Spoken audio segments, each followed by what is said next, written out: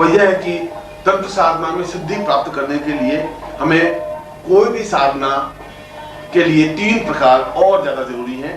एक तो उसकी मुद्राओं का हमें ज्ञान होना चाहिए और उसमें भी 5 मुद्राएं अत्यंत महत्वपूर्ण हैं। उन 5 मुद्राओं को हम किसी भी साधना को प्रारंभ करने से पूर्व उन 5 मुद्राओं का प्रदर्शन कर दें। यद्यपि प्रत्येक प्रकार की साधना में अलग अलग मुद्राओं का विधान है।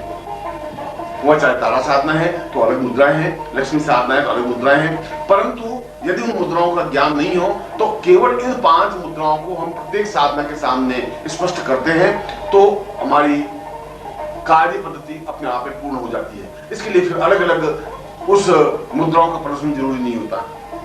उसमें पहली मुद्रा दंड मुद्रा है और दंड मुद्रा बिल्कुल अंगूठे को बिल्कुल स्पष्ट करते हुए दाहिने हाथ को सामने रखें और 10 सेकंड बिल्कुल सामने रखें। यह दंड मुद्रा है। दूसरी मुद्रा मत्स्य मुद्रा है और बाएं हाथ अंगूठे खोल करके उसके ऊपर दाहिना हाथ रखें और अंगूठा खोल दें। इन दोनों स्थितियों को अगर हिलाते रहे तो यह मत्स्य मुद्रा कहलाएगी।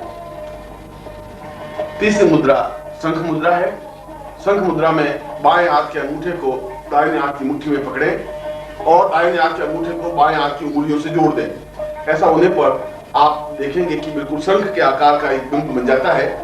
यह शंख के आकार का जो बिंब है वो पूर्ण रूप से शंख मुद्रा कही जाती है। फिर वापस कर देता हूं।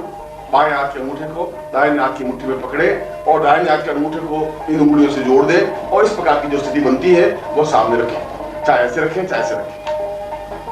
चौथी अभय मुद्रा। अभय मुद्रा में दोनों हाथ बिल्कुल सामने स्पष्ट हो और 10 सेकंड तक दोनों हाथ हमारे सामने स्पष्टता के साथ रखें। और 5वीं मुद्रा अपने आप में हृदय मुद्रा है। हृदय मुद्रा में 5 उंगलियां खोल करके पूरे हृदय पर स्थापित हो और अंगूठा ऊपर की ओर अग्रसर हो, सिद्ध हो। इस प्रकार से हम कुछ सेकंड तक 10 सेकंड तक बैठे। इन 5 मुद्राओं को यदि हम किसी भी साधना में स्पष्ट करते हैं तो उस साधना में सफलता की संभावनाएं ज्यादा बन जाती है।